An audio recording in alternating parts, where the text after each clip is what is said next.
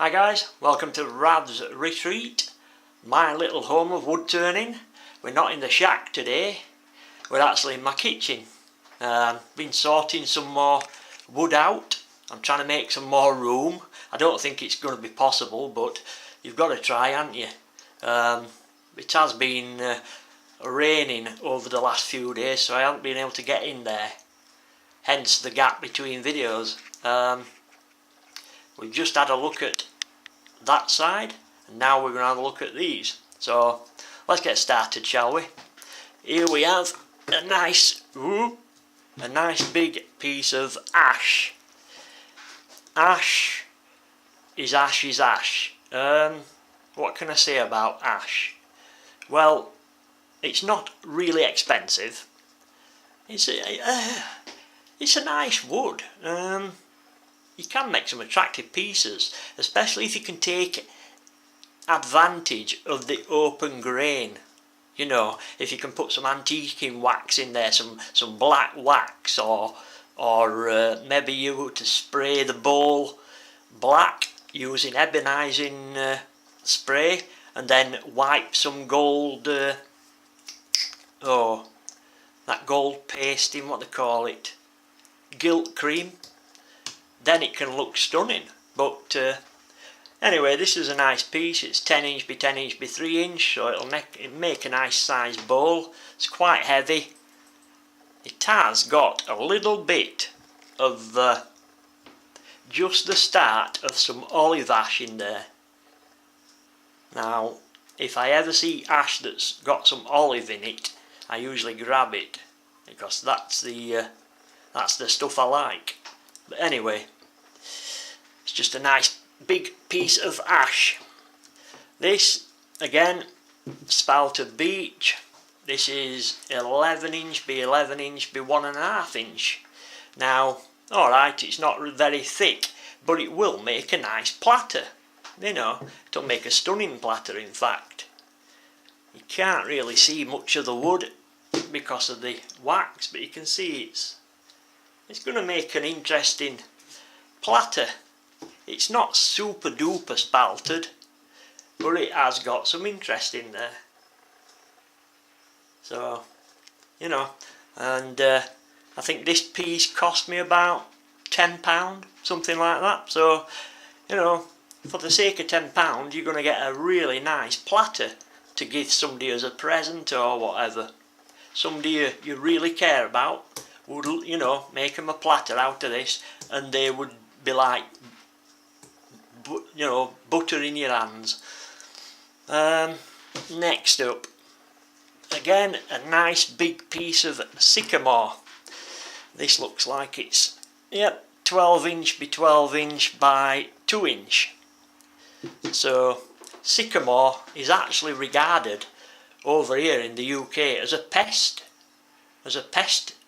tree. Although, to say they regard it as a pest tree, they don't give it away for free. You know, it's still not exactly cheap. This piece cost me £11.95, so it's not, you know, stupidly priced. But then again, if it's a pest tree, surely it should be half that price, you know, to get rid of the stuff. But it's a nice woody sycamore, and it does have some built-in antibacterial qualities. Butcher's blocks were traditionally made of end-grain sycamore because it had antibacterial, you know, features. So just something to remember, you know, if you're making a platter, you know, your food's going to be safe on it. Right, paddock next. This is 12 inch by 12 inch by 1.25. Again, it will make a lovely platter. Now, paddock, if you want to try your hand at some exotic woods, now paddock generally comes from India, so it's exotic. It is in my eyes anyway. The trouble is, a lot of exotic woods are also exotically priced, but paddock isn't. Padauk is a lovely looking timber. You can get some large pieces of it for some good prices. You know, it's an exotic wood that isn't exotically priced. It's quite reasonably priced. You know, a piece like that would make a lovely big platter, a nice, 11-inch platter, let's say. You know, out of Padauk, bright red it will be, and then over time it will sort of fade to a reddy browny colour. Looks really nice, very impressive. There's only one thing. It's one of the most dustiest woods I've ever turned. If you are going to turn it, make sure you've got an excellent respirator. I recommend positive pressure respirators. I use a 3M industrial grade respirator, the VersaFlow system, but also the Trend. Is it Air Pro, Air Race, Air Shield Pro? That's a good respirator. I used the Air Shield for years until I got my 3M VersaFlow. But if you are going to use it, please wear a respirator, a good one, because this dust will get everywhere. I actually tried turning my first piece of it.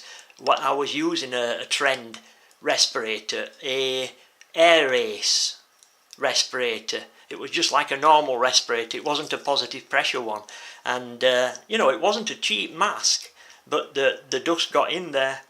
You know, this dust will get, you know, if there's a way into your mask, it will find it. So that's why I recommend positive pressure masks. Oh, by the way, I looked at some of this dust under a microscope. I have a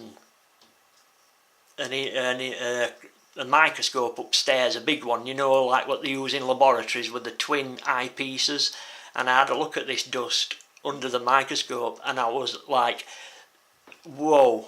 It was just like shards of glass, you know. And if you're breathing that in, it's doing terrible stuff to your lungs. Anyway, I'm waffling again. Here we have a small piece of birch, 5-inch by 3-inch. Make nice little boxes. Birch, it's lovely wood. When I first started got turning, I was told that birch was no good for turning, but yet it's one of my favourite woods and it turns beautifully. It's really good when finished with boiled linseed. Here we have some hornbeam. You guys in America will be familiar with hornbeam. Nice, distinctive growth rings. Here we have some wild cherry. I don't turn a great deal of cherry, but that's a nice little piece of wild cherry. Here we have some more sycamore. This is a 6-inch by 1.5 inch. I bought this when I first got turning. I was trying to get a collection of timbers together, you know, so I was just more going for quantity rather than quality. And we finish up with Pau Amarello, 6-inch by 2.5 inch. This is a nice wood, but it does crack very easily. You can't really use it for anything that's going to take strain or anything like that. It just seems to develop cracks on its own. It's crazy, but it is a very nice looking wood when it's finished properly. Apparently it's not this colour when they chop the tree down.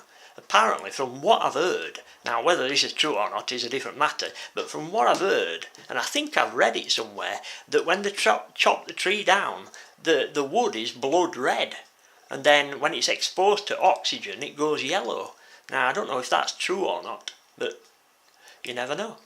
Right guys, I'll finish the video there. Hope you've enjoyed it. Hope you've seen some woods that you've not turned before. If there are any questions you've got, please put them in the comments section. If you've enjoyed the video, by all means hit the thumbs up button, and if you've really enjoyed it and you want to carry on watching my videos, by all means make yourself a member and subscribe. That would be super great and smashing. Right guys, I'll catch you later. Thanks for watching. Take care in your workshops. Watch your fingers, your eyes, most importantly those lungs, because you ain't going to do a lot of wood turning without a set of lungs. Catch you later guys. Bye bye now. Take care.